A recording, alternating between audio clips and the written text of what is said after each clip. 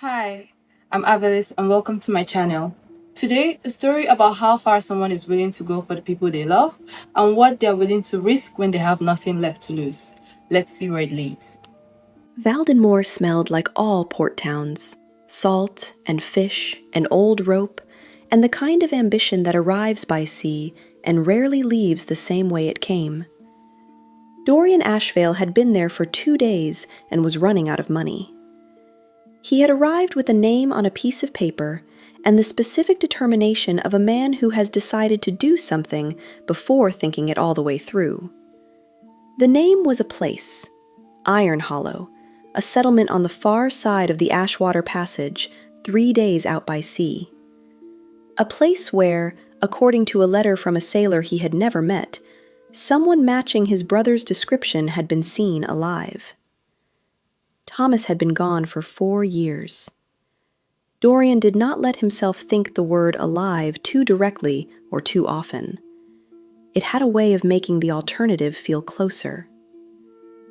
The docks had been a swift education. The Ashwater Passage in October was, he learned, the kind of route that navigated itself by removing the captains who underestimated it. Unpredictable currents, shifting rocks, weather that arrived without warning. He spoke to 11 captains over 2 days and received 11 variations of the same answer. Nobody was going to Iron Hollow, not in October.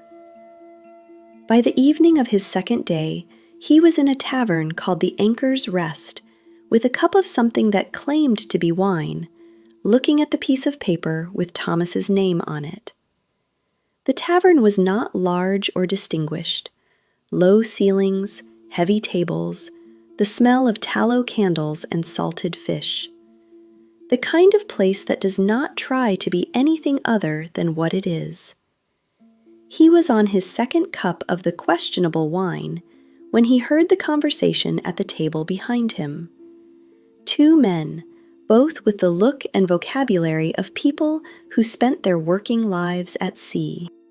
They were talking with the easy, rambling quality of men well into their evening, not directing their words at anyone in particular, simply filling the space the way conversation fills spaces in taverns. Because silence in a tavern feels like something that needs to be fixed. Tell you, strangest 3 weeks of my life, and I've had some strange weeks. The passage, the other said. Autumn Crossing. Swore I'd never do it again after the first time. And then Zola offered, and I thought, well, you don't say no to Zola. Dorian went very still. She take the full route? Iron Hollow and back. Smooth as you like, considering. Hit weather on the second day out. Sky had been clear all morning. You know how it goes out there. The passage doesn't warn you. But she read it before the rest of us even felt the wind change. Had us ready before the worst of it hit. A pause, and the sound of a cup being set down. Best captain I've ever sailed with. I'll say that without any hesitation. She's still running that route? Far as I know. Got her own ship now, the Vera. Berth 7 last I heard. You'd know it when you see it. And she takes passengers? She takes anything. Cargo, passengers, whatever needs moving. Doesn't care much for asking questions either, which is useful depending on what you're moving. Another pause. Fair warning, though. She's not what you'd expect. Take some adjusting to. How so? You'll see. Let's just say, you'll see. Both men laughed at something Dorian couldn't quite follow, and the conversation drifted to other things. He sat for a moment with his cup. Then he set it down, folded the piece of paper with Thomas's name on it, and put it back in his coat pocket. Berth 7, the Vera. He was there before sunrise. The docks at that hour had a quality of suspension. The day not yet begun, the night mostly finished. The water moving in the darkness with the slow self-possession of something that does not observe human schedules. A few lanterns burned at intervals along the pier, casting long, unsteady reflections on the black water below. Somewhere further along the dock, a cargo was being loaded, the muffled sounds of labor and low voices carrying clearly in the pre-dawn quiet. Berth 7 was not difficult to find. The Vera was a mid-sized vessel, not large enough to be impressive at first glance, but with the compact solidity of a ship that has been maintained with serious attention. The lines were tight. The deck was clear. There was nothing decorative about her, nothing added for appearance. Every part of the ship looked like it was there because it did something. Dorian stood on the pier and looked up at her in the early darkness and tried to identify the specific feeling he was having. He was afraid of the water. He had always been afraid of the water, which had not been a relevant fact until approximately now. Thomas had been the one who loved the sea, talked about it their entire childhood, knew the names of ships and routes and currents like other boys knew horses. They had built a raft together one summer from scavenged wood and optimism. It had lasted 40 minutes before expressing a structural opinion about its own design. Thomas had laughed until he couldn't breathe. Dorian had been 14 and furious, and had eventually laughed too. Thomas had left 3 years later on his first voyage, and had not come back. Dorian put his hands in his coat pockets, found a smooth edge of the folded paper, and looked at the ship. "You've been standing there for 4 minutes. The voice came from the deck above him, low, unhurried, with the quality of someone who has been watching him since he arrived and has only now decided to acknowledge it. He looked up. She was standing at the rail, with her arms resting on it, and the particular ease of someone in complete possession of where they are. In the low lantern light from the dock, the details resolved slowly. The height of her, which was the first thing, the breadth of her shoulders, the gray-green cast of her skin that confirmed what the man in the tavern had already suggested. She was looking down at him with an expression that was not unfriendly and not friendly, but was paying close attention. An orc, a captain, looking at him like he was mildly interesting and possibly a waste of her time. 4 minutes. Most people who want something knock. "I wasn't sure you were awake," Dorian said. "I'm always awake at dawn." She tilted her head slightly. "You're not a sailor." It was not a question. "I'm looking for passage," Dorian said, "to Iron Hollow." A pause. "In October." "Yes." She looked at him for a moment. Then she straightened up from the rail and said, "Come up." The deck of the Vera up close confirmed what it had suggested from the pier, a ship run with the economy of someone for whom every inch of space and every item of equipment had a purpose and a place. Zola stood near the mast with her arms crossed, watching him come up the gangplank with the assessing look of someone who evaluates things for a living. Up close she was, if anything, more immediately striking than from the pier. She had the build of someone who had spent years doing real physical work at sea, her arms and shoulders carrying the kind of strength that comes not from effort aimed at appearance, but from years of hauling rope and navigating weather and simply doing what the sea demands of the people who work on it. She wore her dark hair pulled back, practical and unadorned. Her amber eyes, catching the lantern light, had the quality of someone who does not miss much and does not need to be told things twice. She was also, Dorian noted with the part of his brain that continued to make observations regardless of whether the timing was appropriate, objectively striking, in a way that had nothing to do with the fact that she could probably lift him over the rail without significant effort. Iron Hollow, 3 days out, assuming conditions. Autumn crossing of the passage. She looked him over once, slowly, with the frank efficiency of someone assessing cargo. "Why?" Personal reasons, Dorian said. Personal reasons. She repeated it as though tasting how useful that was. The passage in October is not a personal reasons kind of route. It's a very good reasons kind of route.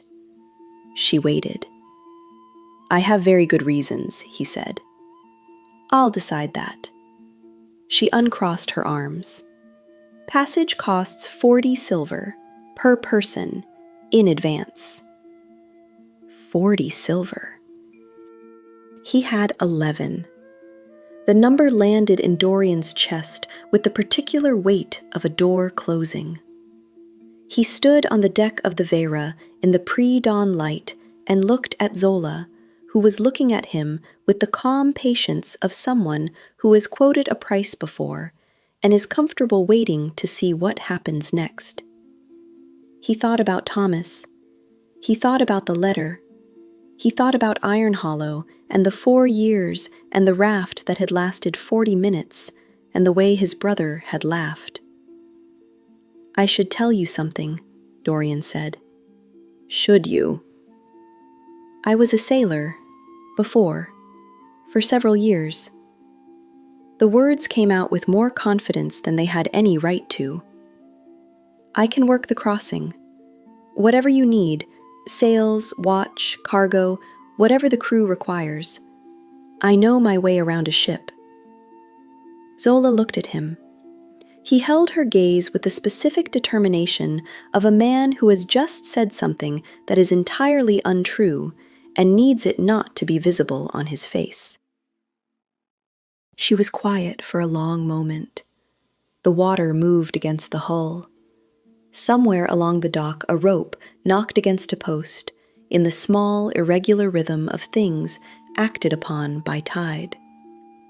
There's something else, Dorian said before she could answer. I have contacts in Iron Hollow, people who owe me. Among other things, he paused, as though this were incidental. They have maps, charted routes, unmarked passages. At least 2 that I know of cover waters most captains haven't seen. Something shifted in her expression, subtle but there, the particular attention of someone who has heard something that interests them against their better judgment. What kind of passages? The kind that don't appear on standard charts, Dorian said. My contacts have been sailing those routes for years. They documented them. He kept his voice even.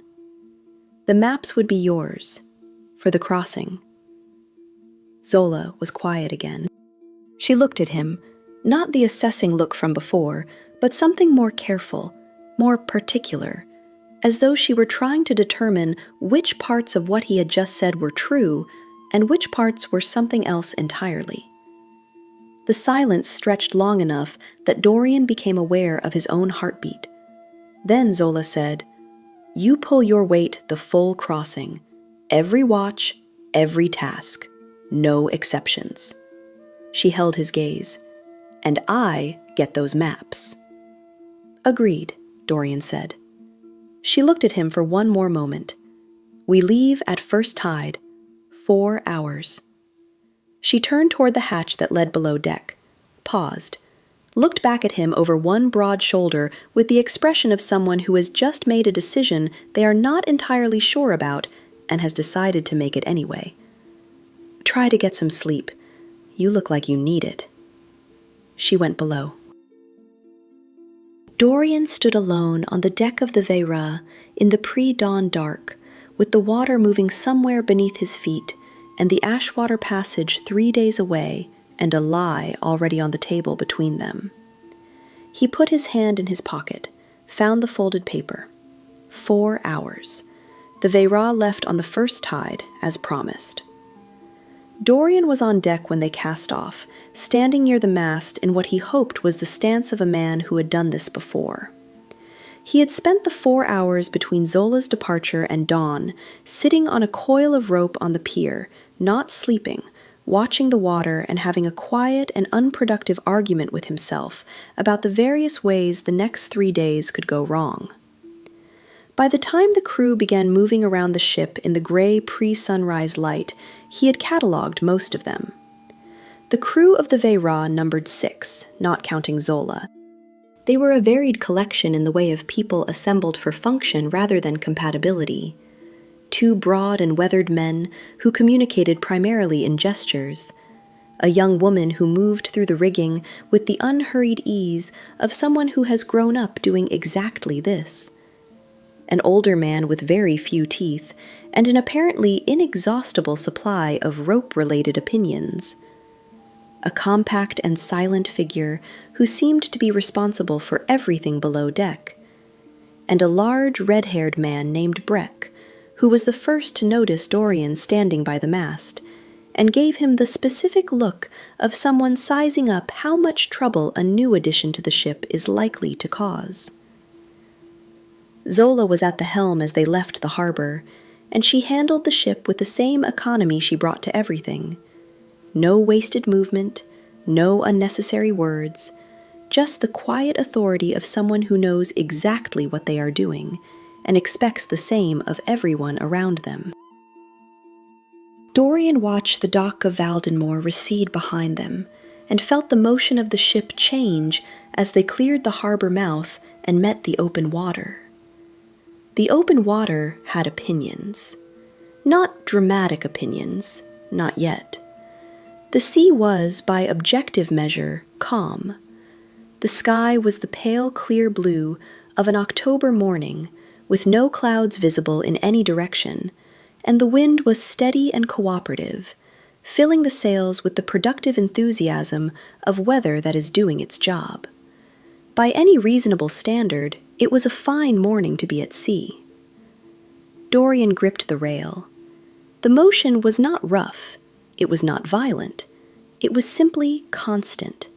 The long, unhurried roll of a ship on open water, a rhythm that had no beginning and no end, that went on and on and on, with the patient persistence of something that does not know it is causing a problem.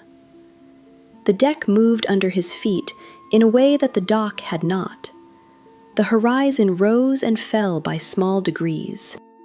The world had acquired a gentle but insistent instability that Dorian's body was registering with increasing clarity. He breathed carefully. He looked at the horizon, which he had heard somewhere was the correct thing to do. The horizon continued to rise and fall. He was fine. He was absolutely fine. He was an experienced sailor of several years' standing, and this was a calm morning on a well-run ship, and there was nothing whatsoever wrong with him. "First watch," Zola said from behind him. He turned. She was standing a few feet away with the expression of someone who has been watching him grip the rail for the past 10 minutes and has found it informative. "You're on rigging check with Senna," she said, nodding toward the young woman in the ropes above. "She'll show you what needs doing." "Of course," Dorian said, in the voice of a man who knows what rigging check means. Zola looked at him for a half-second longer than necessary. Then she went back to the helm. Senna showed him what rigging check meant, which involved moving around the ship in ways that brought him into more direct contact with its motion than standing at the rail had. He focused on what she told him, repeated the tasks when asked, and concentrated very hard on not thinking about the horizon. He was fine for 2 hours. It was the smell of the midday meal being prepared below that made things worse. Not because it was an unpleasant smell, it wasn't, but because it arrived at exactly the wrong moment, when the ship had found a particular angle to the swell that produced a rolling motion somewhat more pronounced than what had come before, and Dorian's body, which had been conducting a quiet internal negotiation for the past several hours, abruptly concluded the negotiation. He made it to the rail. He stood there with both hands gripping the wood and looked at the water below him with the focused attention of a man in active conversation with his own digestive system. The conversation was not going in his favor. "You look pale," said a voice beside him. He did not need to look to know it was Zola. He could tell from the quality of the silence that preceded the comment, the specific silence of someone who has arrived at a scene they have been anticipating with some private entertainment. "I'm fine," Dorian said. "You don't look fine." "It was the fish. At the tavern last night. Something was off about it." A pause. "The fish? I noticed it at the time, but didn't think much of it." Another pause. Longer. "You ate bad fish that has chosen to make itself known now, at sea, on the first day." "Apparently." He heard the sound she made, not quite a laugh, not quite a sigh, something that lived productively between the two. Then he felt her hand come down on his shoulder. Large, solid, steady. The hand of someone who has kept their footing on ships in weather that would put most people on the floor, holding him at the rail with the comfortable authority of someone who is not going anywhere. He looked up. She was grinning. Not unkindly. There was nothing in it that wished him harm. It was the grin of someone who is genuinely, thoroughly, completely amused by what they are looking at, and who has no intention of pretending otherwise. "The fish," she said again, tasting the word. And then she said, with the cheerful certainty of someone delivering a verdict they have already reached, "If the sea doesn't finish you, I just might." She laughed. It was a full laugh, unheld, filling the space above the water with the sound of someone who finds the world genuinely funny on a regular basis and is not shy about it. The crew nearby, Breck, the toothless rope man, Senna descending from the rigging, all looked over. One of them smiled. The laugh was not the kind that invites others to join in cruelty. It was the kind that simply announces that something is funny, and anyone who disagrees is welcome to their opinion. Dorian straightened up from the rail. His face was doing several things at once. He looked at Zola, who was still grinning, her hand still on his shoulder with the easy warmth of someone who hasn't thought to remove it yet. "Brave fish," he said. She laughed again, shorter this time, surprised out of her, a real one. Her hand dropped from his shoulder. She turned back toward the helm. "Stay on deck, fresh air, not below." He stayed on deck. The afternoon was better, which was either because his body had reached some accommodation with the motion of the ship, or because humiliation had distracted him from nausea. He did the tasks assigned to him, not well and not quickly, but consistently. And if any of the crew found his performance remarkable for a man who claimed several years of sailing experience, they did not say so to his face. Senna was the most patient with him. She showed things twice without comment and did not react to his mistakes with anything more than a brief redirection.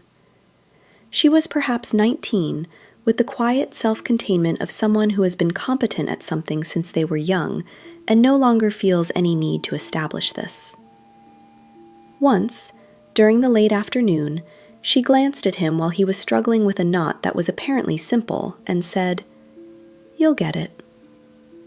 He wasn't sure if she meant the knot or something larger. He appreciated it either way.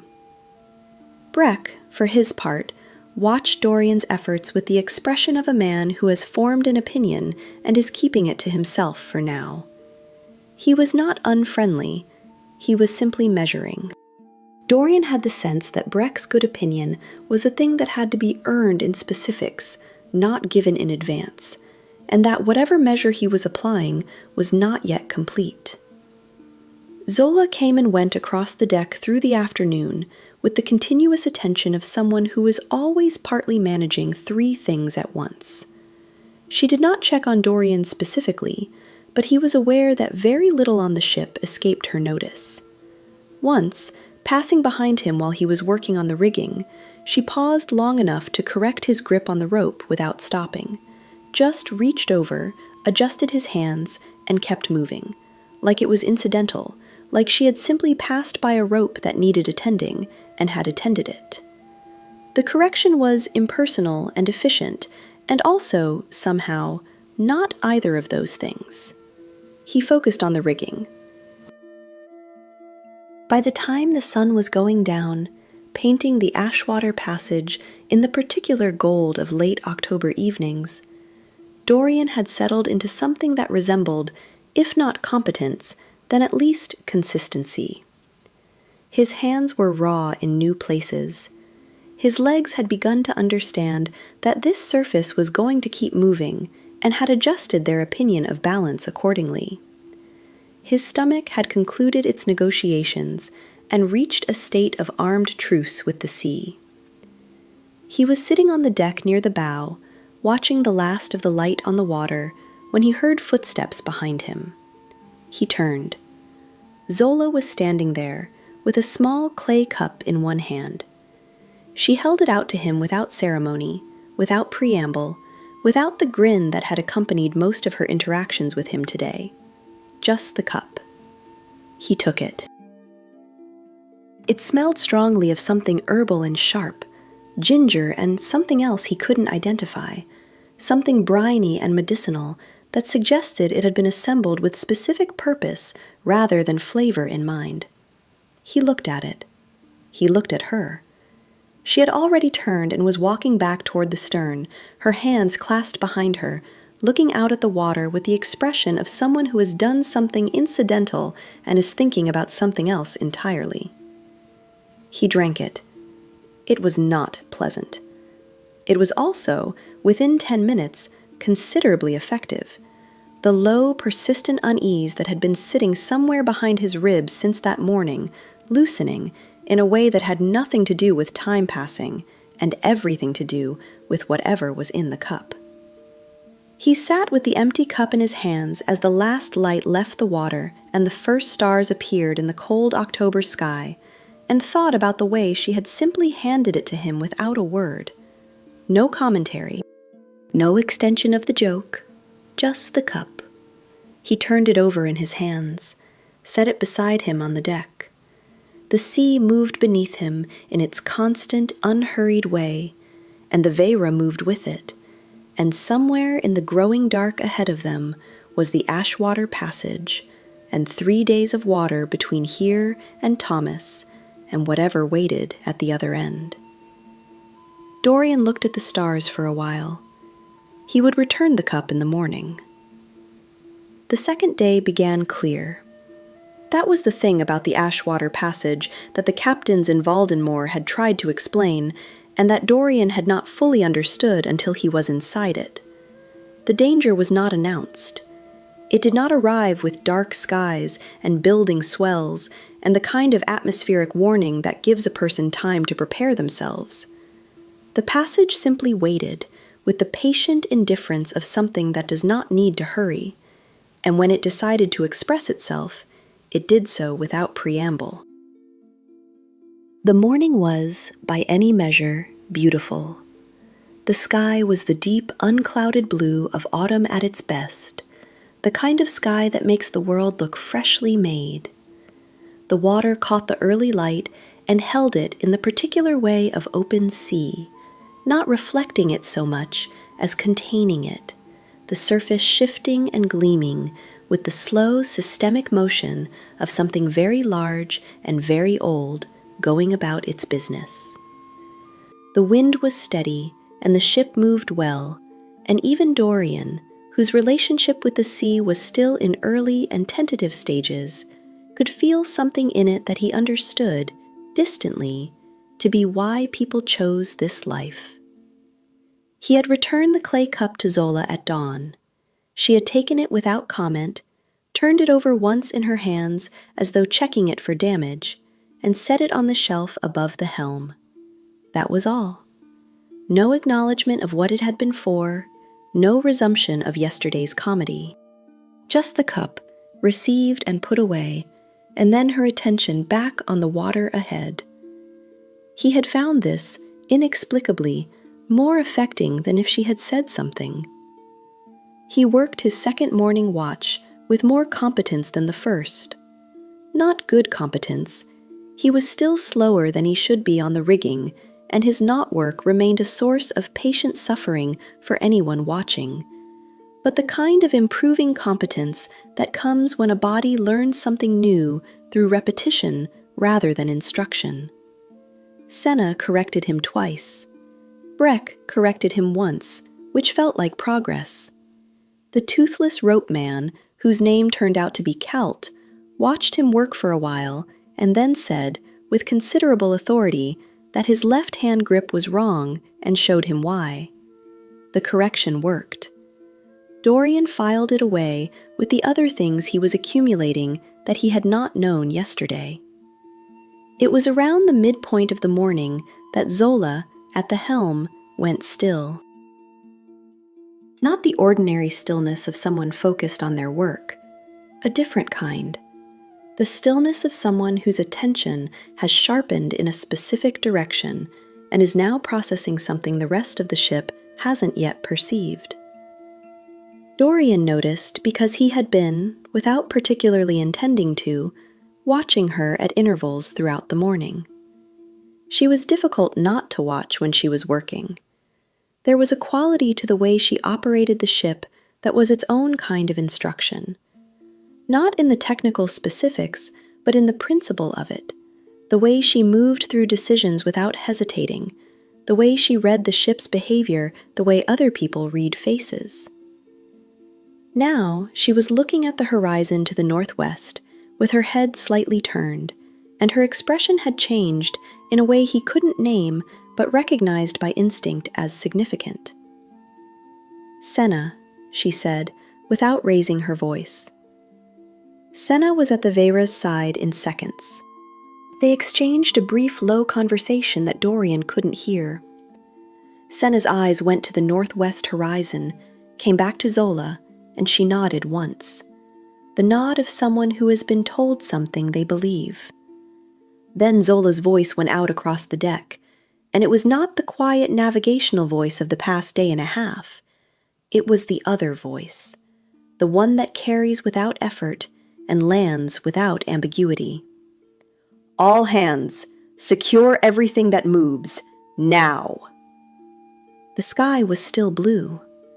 That was the thing Dorian kept returning to as the crew moved around him with the sudden, coordinated urgency of people executing a drill they have run before.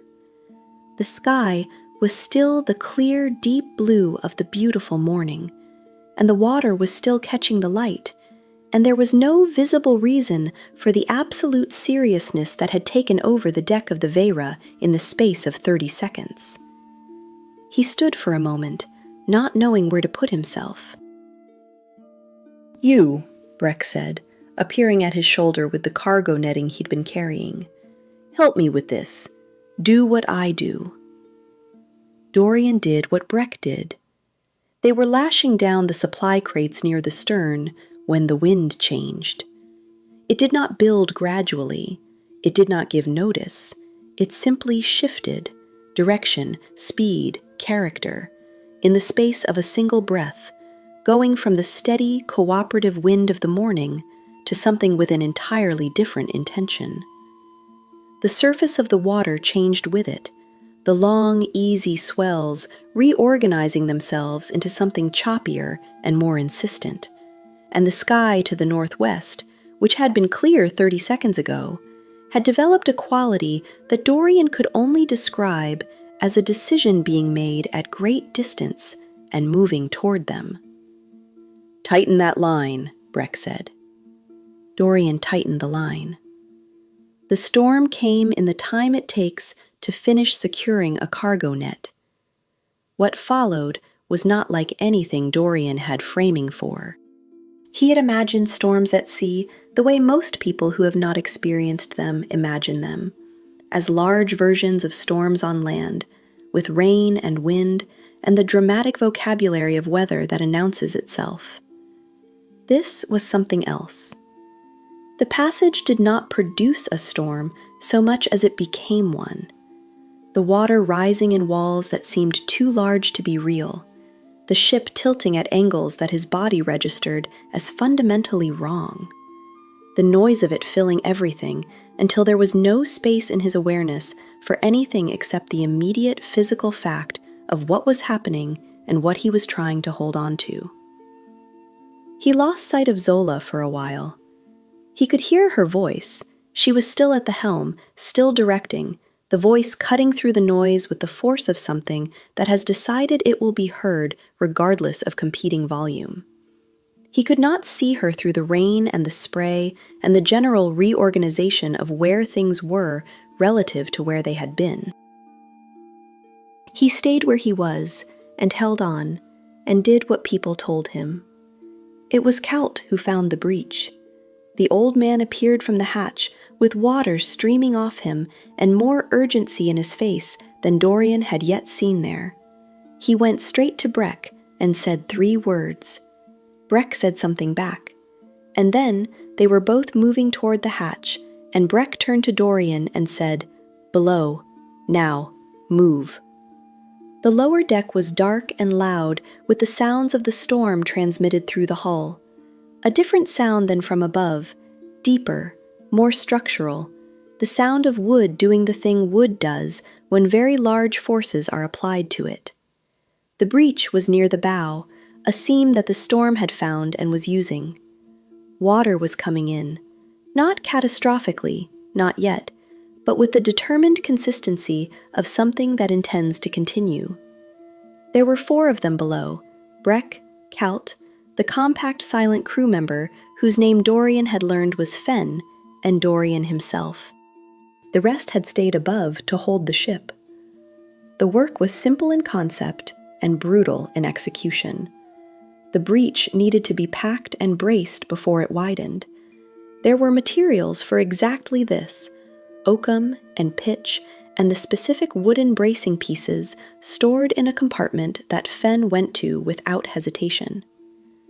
The difficulty was the motion of the ship, which made every action take 3 times as long as it would have in stillness, and the water, which was cold and persistent and indifferent to what they were trying to do. Dorian did not know how to do any of this. He did it anyway. He watched what the others did and replicated it as closely as he could manage. When Celt needed someone to hold a brace in place while he worked, Dorian held it.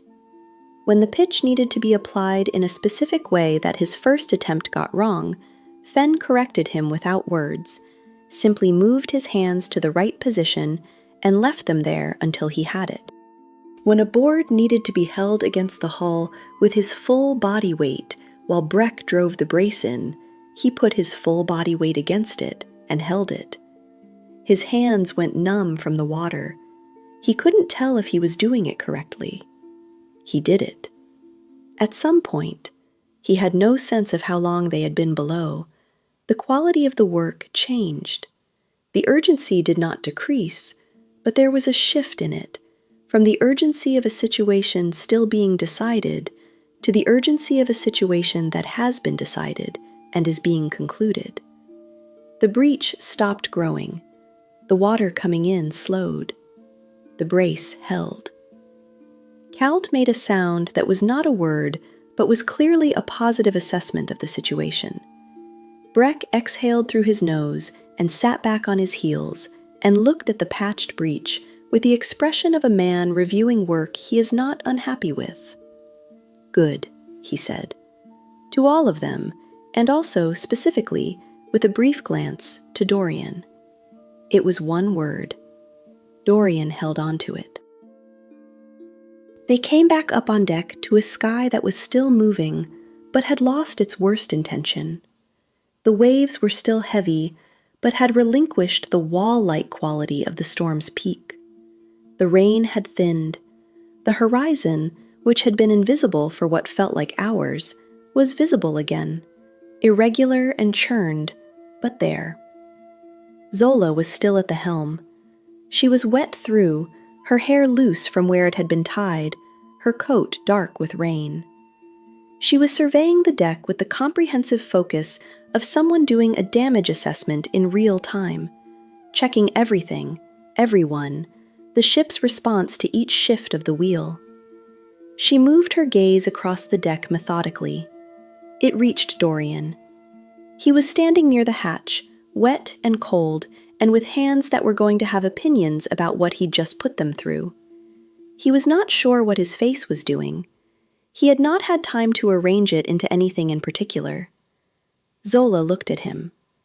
Not the grin of yesterday, not the assessment of the first morning. Something different. A look with more in it than either of those. Something that was taking him in, not as a passenger, or a problem, or a source of entertainment, but as a specific person who had just done a specific thing and was being seen doing it. She held it for a moment. Then she turned back to the helm. "Breck, check the starboard line." "Aye," Breck said. The ship moved on. Dorian stood on the wet deck in the thinning rain and felt the Vera beneath his feet. Solid, damaged in a small way that had been addressed, still moving. The horizon ahead was the same horizon it had been this morning, the same direction, the same distance away. He went to find the rope Senna had been showing him. He still had a watch to finish. The evening after the storm had the quality of something earned. The crew moved through the closing tasks of the day with the particular efficiency of people who have been through something together. Quieter than usual, more deliberate, the kind of tired that comes from being required to be fully present for too long. There was food, distributed by Fen from something that had survived the storm below deck. There was the low sound of the ship on calmer water. There was the sky, cleared completely as though the afternoon had never happened, filling up with stars from edge to edge, more of them than seemed necessary, sharp and cold and very far away. Dorian ate what he was given and did not taste it, and felt, in some remote part of himself, almost peaceful. His hands were going to be a problem in the morning. They had made their views known as the adrenaline of the afternoon had faded, and those views were not favorable. He had wrapped them in cloth from the kit below deck and tried not to think about them, which was working adequately. The crew settled into their watches and their rest. Breck nodded at him as he passed, a specific nod, different from the measuring looks of the past 2 days. Kelt said something Dorian didn't quite catch, but that had the rhythm of a compliment. Senna simply smiled at him and went below. He was sitting at the bow in the dark, watching the water, when he heard her footsteps. He knew them by now, the particular weight and rhythm of Zola moving across her own deck. He did not look up immediately. He let her arrive at her own pace, which was what she did when she had decided to go somewhere, moving without hesitation, sitting down on the deck beside him with the unself-conscious ease of someone who does not require an invitation to occupy space on their own ship. She had a cup of something. She held it out. He took it. Not the medicinal preparation of the night before, something warmer, simpler. Tea, or the closest thing to it that existed on a working ship. He drank and felt the warmth of it move through him. They sat in silence for a while. It was not uncomfortable silence. It had the quality of two people who have been in close proximity through something difficult and have arrived at the far end of it and are content, for now, to simply be at the far end of it without turning it into anything. The water moved, the stars did what they do, the ship creaked in its own language. "Your hands," Zola said. "They're fine," Dorian said. A pause. "Let me see." He held them out. She took them, both, without ceremony, turning them palm up in hers and looking at the cloth wrappings with the same assessment she brought to everything. No drama, just a clear-eyed accounting of what was there. You held the brace. For Breck. Cal needed someone to hold it. But you stayed. He said nothing. She released his hands, produced a small tin from her coat, and applied something to the rawer sections of his palms with efficient thoroughness. Her hands were steady and paid attention to what they were doing. He paid attention to her paying attention. When she was done, she closed the tin and turned back to the water. He flexed his hands. Whatever she had applied was already working. "Thank you," he said. She made a sound that was not exactly acknowledgement and not exactly dismissal, but lived somewhere between. The sound of someone who has accepted a thank you without requiring it. The silence came back. Comfortable again, the same quality as before. It was Dorian who broke it. He was not sure exactly why he started talking. The stars, maybe, too many of them, and the storm had taken something from him that had been clenched a long time and left the space feeling strangely open. "My brother loved the sea," he said. Zola did not move, did not turn toward him, simply received this the way she received most things, with complete stillness and a quality of listening that did not demand anything. "Older than me by 2 years. Thomas." He turned the cup in his hands. "We grew up inland, about as far from water as you can get. No reason for him to love it the way he did. He'd never even seen it until we were teenagers. But he read about it constantly, talked about it, knew the names of ships and routes and currents like other boys knew the names of horses.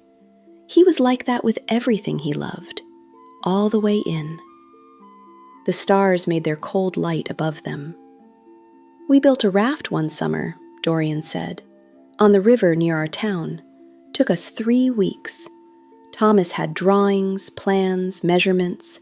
He'd read about how to do it, and he explained the whole thing to me very seriously, and we built it exactly the way he said. It lasted about 40 minutes. Something shifted in Zola's posture. Not much, but there. "We went in?" "Completely, both of us. The river was not deep, but it was cold, and we were absolutely soaked. He laughed so hard he couldn't swim. I had to pull him out. He was still laughing on the bank. I was furious." A beat. Then I started laughing too. Zola was looking at the water. Her expression had the quality of someone who is listening not just to what is being said, but to the thing underneath it. "He left when he was 19, Dorian said. First real voyage. A merchant ship, southern route, nothing especially dangerous by reputation." He stopped. He didn't come back. No word, no wreck found, no explanation. He was just gone. The sea took him and didn't leave anything behind. The silence that followed had a different weight than the ones before it. I spent 2 years not looking. I told myself it was because there was nothing to find. I think it was because I was afraid of what I'd find. He looked at the stars. Then I got a letter. A sailor who'd been in Iron Hollow said he'd seen someone matching Thomas's description, working on a boat, living in the settlement. Might be nothing. Might be a different person. He turned the cup over in his hands. Might not be. He stopped. Zola said, "So you came." "So I came," he agreed, and then, more quietly, he would have laughed at me for being sick on the first day. He would have found that genuinely funny. She was quiet for a moment. Then she said, "He sounds like someone worth looking for." It was simply said. No consolation in it, no performance of feeling. Just the plain statement, offered without decoration, which was somehow the most useful thing anyone had said to him about Thomas in 4 years. He did not trust himself to respond to it directly. He looked out at the water instead. The silence that came after had a different texture, softer, more porous, the kind that forms between people when something real has been said and there is no hurry to cover it with something else. It was long enough that Dorian had begun to think she might not say anything more tonight, and then she spoke. I grew up in Creswick, port town on the southern coast, small, the kind of place that smells like fish no matter what direction the wind is coming from. He waited. My mother was not well suited to having a child. She said it without inflection, the words laid down the way you lay down something heavy that you have been carrying a long time and have developed a very efficient way of setting. She drank. She was not kind. I spent most of my time in the port because it was not the place where she was. The men on the docks, some of them were rough, some of them were not, some of them ignored me, and some of them didn't mind a girl underfoot who could tie a knot and carry a coil of rope without being told twice. I learned things. I listened to the stories. She looked at the water with the expression of someone looking at something they know well from long acquaintance. The sea was the first thing that ever seemed large enough to be worth wanting. Dorian did not say anything. When I was 16, I told my mother I was going to be a captain one day. She told me I was as worthless as my father, that I didn't know who my father was, and that I should stop wasting her time with things that were never going to happen. The stars, the water, the ship. That was the last time I spoke to her. I left the next morning, and I worked every ship that would take me, and I saved every coin that didn't need to go somewhere else, and 12 years ago, I bought the Vera. She was quiet for a moment. She was in worse condition than I've ever admitted to anyone. It took me 2 years, and most of what I had left to make her what she is now. She looked at the helm, where the ship was holding steady on its course, self-possessed in the dark water. My mother is probably still in Creswick. I have no intention of finding out. The parallel lay between them without either of them naming it. His search for the person the sea had taken, her distance from the person she had left behind. Both of them shaped by something that had started before they had a say in it.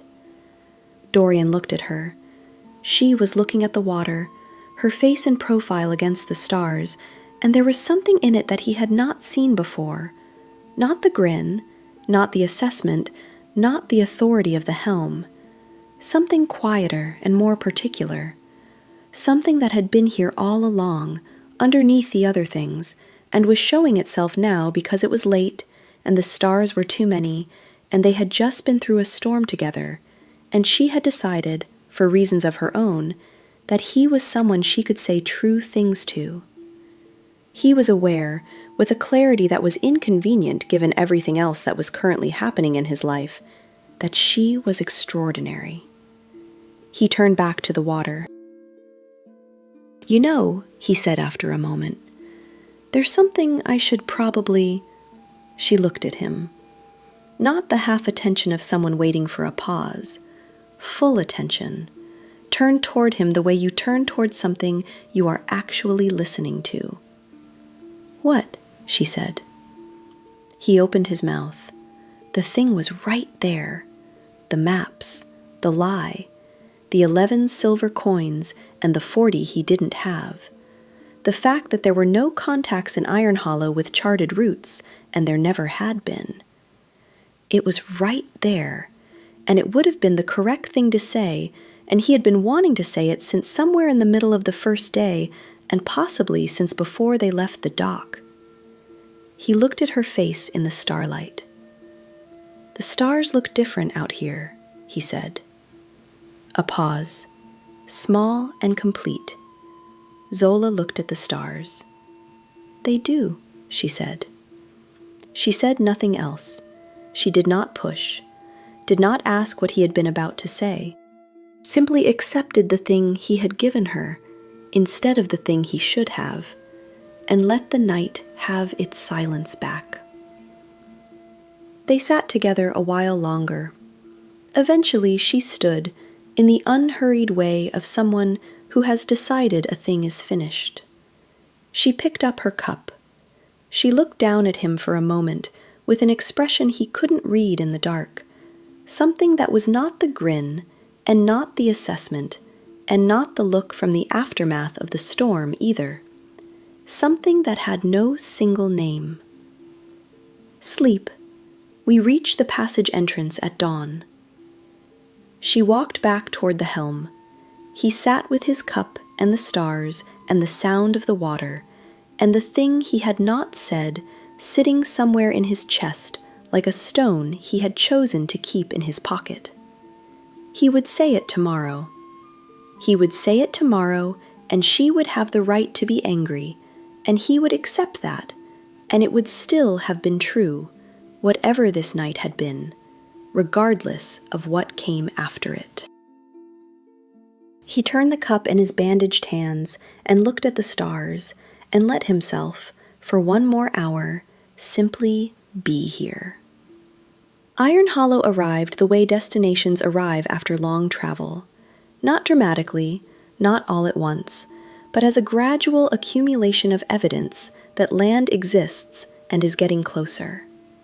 A change in the color of the water, the appearance of birds, a smell that was different from open sea, wood smoke and mud, and the particular organic complexity of a place where people live close to the shoreline and have been doing so for a long time. Dorian was at the bow when the settlement came into view. It was not a large place. A cluster of buildings on a rocky shore, a small dock extending into a natural harbor, fishing boats, and one larger vessel moored in the gray morning light. The kind of settlement that exists because a particular piece of geography makes it useful. Sheltered water, fish, access to trade routes that pass nearby, rather than because anyone set out to build something significant here. He looked at it and felt his chest do something complicated. Thomas could be here. Thomas could have been here and left. Thomas could have never been here at all, and the letter could have been a mistake, a different man, a story assembled from resemblance and distance and the way memory works when people are trying to be helpful. He breathed. The Veira came into the harbor with the practiced ease that characterized everything Zola did. No wasted motion, the ship finding its berth as though it had always known where it was going. The crew worked the lines. The gangplank went down. Zola appeared beside him. She was looking at the settlement with the expression of a captain doing a professional assessment of an unfamiliar port, noting the dock conditions, the depth, the practical inventory of a place she might need to know. Then she looked at him, and the expression shifted to something more direct. She had not said anything for 3 days, not because she hadn't known, but at sea it hadn't mattered. What had mattered was what he did. "Dorian," she said. He turned. She was looking at him with those amber eyes that saw everything and gave away only what they chose to. She held his gaze for a moment. "There are no maps," she said. It was not a question. It was not angry. It was simply a fact being spoken aloud, quietly, between two people who both already knew it. He opened his mouth. "And you've never sailed a day in your life," she said. He closed his mouth. The harbor sounds continued around them, the creak of rope, the low voices of crew, a gull somewhere making its opinion known. The ordinary world going about its business while this particular moment held still inside it. "I'm sorry," he said. It came out without preamble or decoration, the way true things come out when there is no point in anything else. "The passage was the only way. You were the only ship. I had 11 silver, and I needed to get here, and I told you what I thought you needed to hear." He held her gaze. It was wrong. I knew it when I said it. Zola looked at him. The silence was long enough that he became aware again of his own heartbeat, aware of the gangplank behind him, aware of the settlement on the shore where Thomas might or might not be waiting. "The maps were never the reason I took you," she said. He went still. She turned back toward the helm, moving with the purposeful, unhurried quality she always moved with, already returning to the work of the ship and the harbor and the 100 things a captain attends to when a voyage reaches its end. At the gangplank she paused, looked back at him over one broad shoulder. "We leave at sunrise. Be back before then." She walked away to command the docking.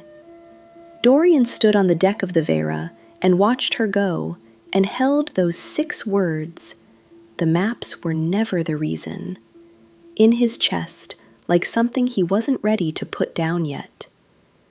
Then he picked up his coat, walked down the gangplank, and went to find his brother.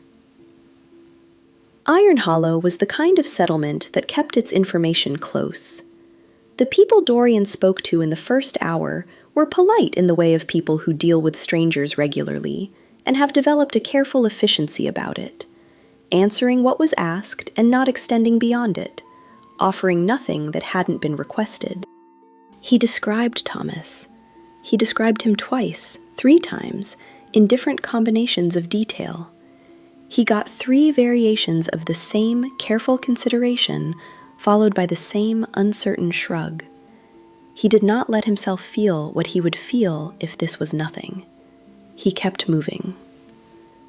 It was in the 4th place he tried, a supply store near the far end of the dock, run by a woman of perhaps 60, with the specific watchfulness of someone who notices everything that passes through a small harbor, that something changed. She listened to his description. She was quiet for a moment, her hands still on the counter. There was a man. Couple of years back he started coming through. Brown hair, about your height, always asking questions about the archipelago routes. She looked at Dorian with an assessing quality that reminded him, briefly, of someone else. He had a way of talking about the water, like it was something he'd been thinking about his whole life. Dorian's hands were very still at his sides. He was here as recently as yesterday, working passage on the Meridian. They left yesterday morning. A pause. Heading for the Gray Archipelago. The Gray Archipelago. 3 words that landed in his chest like something physical. Did he leave anything? Any word? He left a name. Few weeks back he came in and said someone might come looking for him before long. Didn't say how he knew, just left this and asked me to pass it on. She reached under the counter and produced a folded piece of paper. She held it out. He took it, unfolded it. 1 line, in handwriting he would have known anywhere, in any condition, under any circumstances, because he had watched it develop from childhood. The particular looping quality of Thomas's letters, the way he made his T's with that slight leftward lean. "Tell Dorian I'm going to need a faster ship." Dorian stood in the supply store in Iron Hollow and read the line 4 times. His brother had been here yesterday. His brother had left him a note. His brother had known he was coming. He folded the paper and put it in his coat pocket alongside the other one, and stood for a moment with both hands pressed flat against his coat, feeling the shape of both pieces of paper through the fabric. Then he thanked the woman, walked out into the gray morning light of Iron Hollow, and stood on the dock looking at the water. The Gray Archipelago. A day's sail further, maybe 2. Unmarked on most charts. The kind of place that accumulated stories the way harbors accumulate driftwood. Not deliberately, just because of how the currents ran. He could not get there alone. He did not need to think about this for long. Zola was at the helm when he came back up the gangplank, running through the post-voyage checks with the systematic attention she brought to everything. She looked up when she heard him on the deck, looked at his face. "Sit down," she said. He sat. She came down from the helm and stood in front of him, and he told her everything. The supply store, the woman, the note. He took it out of his pocket and held it up, and she read it from where she stood, and something in her expression shifted in a way he couldn't fully read, but that was not indifferent. He told her the rest of it too, because there was no reason not to anymore. The 11 silver, the 40 he didn't have, the contacts in Iron Hollow who had never existed, the charted routes that were a story he had assembled in 4 minutes on a dark dock at dawn because she had quoted him a price and he had needed her to say yes. He told her all of it. When he finished, she was quiet. He waited. "The Gray Archipelago," she said. "Yes. 2 days out from here, more if the weather turns." She looked at the water with the expression of someone running a calculation that involves more than numbers. Difficult navigation, not impossible. "I know I have no right to ask," Dorian said. "I lied to get on your ship. I have no money and no maps and nothing to offer you except the fact that my brother is out there and he left me a note that says he needs a faster ship." He held her gaze. "But I'm asking." Zola looked at him for a long moment. The harbor moved around them, the ordinary sounds of a working dock, the water, the birds, the creak of the Vera settling against its moorings. Then she said, "Everyone who ever stepped on this ship came with something they weren't saying. You think you're the first man to lie his way onto my deck?" He said nothing. "The sea doesn't care why you came. It only cares what you do when it gets hard." A pause. "And you didn't run." The words settled between them. She looked at him a moment longer, and it was the look from the aftermath of the storm, the one that had no single name, the one that saw him specifically and without the protection of any other framing. Then she turned away. "We leave at first light. Talk to Breck about provisions. We'll need to resupply before we go." He stood. "Zola." She paused, did not turn around fully, just enough to show she was listening. "Thank you," he said, and meant it in more directions than one. She was quiet for a moment, then, "There's only one rule on my ship." She turned back to the helm. "Don't throw up on it." They left Iron Hollow at first light. The Vera moved out of the harbor in the gray pre-dawn, the way she had left Valdenmoor 3 days ago, quietly, efficiently, with the self-possession of a ship that knows what it is doing. The crew worked the lines and the sails and settled into the rhythms of a new voyage with the ease of people for whom this is simply what mornings are. Dorian was at the bow. He had the 2 pieces of paper in his coat pocket, the letter that had brought him here, and the note in Thomas's handwriting that had told him where to go next. He had his hands on the rail, and his hands felt better than they had yesterday, and the sea was doing what the sea does in the early morning, moving and gray and vast and entirely indifferent to the small human things happening on its surface. He was not gripping the rail. He noticed this after a moment. He was simply resting his hands on it. The difference between holding on and being here, between enduring and standing. It was a small thing. It felt significant. The Vera cleared the harbor mouth and met the open water, and Dorian felt the motion of the ship change beneath him. That long, unhurried roll that had dismantled him on the first morning, that he had learned over 3 days to read as language rather than threat. The ship saying, "I am in the water is moving, this is what it is to be here." Footsteps behind him. He did not need to look. Zola came to stand beside him at the bow. Not at the helm, beside him, which was not where she usually stood when the ship was underway. She looked at the horizon ahead of them with the expression of someone who finds the open water exactly as interesting as they always have and does not expect this to change. They stood in silence for a while. The gray light grew. The stars faded one by one as the sky became something other than dark. Somewhere ahead, at a distance that was not yet visible but was no longer abstract, the gray archipelago was doing what it always did, being there, waiting, indifferent to whether anyone came looking for it or not. "Your brother," Zola said. "Yes.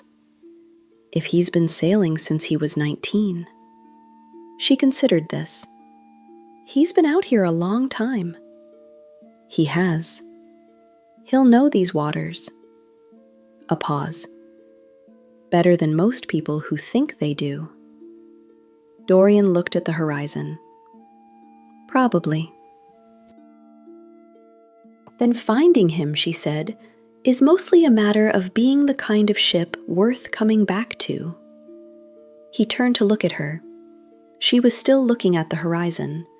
Her profile against the early sky had the quality of something built for this, for standing at the bow of a ship in the early morning and looking at what came next without flinching. He looked back at the horizon. "He wrote, 'Tell Dorian I need a faster ship. He's been gone 4 years, and that's what he leaves me.'" "Sounds like someone who knew you'd come," Zola said. "He always did know that." He paused. "Even when I didn't." The Vieira moved on through the gray water. The horizon came no closer, the way horizons never do. Always the same distance away, always ahead, always worth moving toward. Dorian thought about a raft that had lasted 40 minutes and the laugh that came after it, and about a note left under a counter in a harbor at the edge of the known routes, and about the specific kind of hope that is not the same as certainty, but is enough to sail on. He stood at the bow of a ship that was not afraid of difficult water, next to a woman who had built everything she had from nothing and sailed it into the open sea, and felt, carefully, not wanting to press too hard on it in case it was more fragile than it seemed, something that might have been, if not peace exactly, then the beginning of the direction in which peace lies. After a while, he smiled at something, not at her, just at the horizon, at the general shape of how things had turned out. "Zola," he said. For what it's worth." He kept his eyes on the horizon. "The fish, on the first day, it had nothing to do with fish." A pause. She made the sound, not quite a laugh, not quite a sigh, the one that lived productively between the two, and that he had come to understand as her most honest expression of amusement. "I know," she said.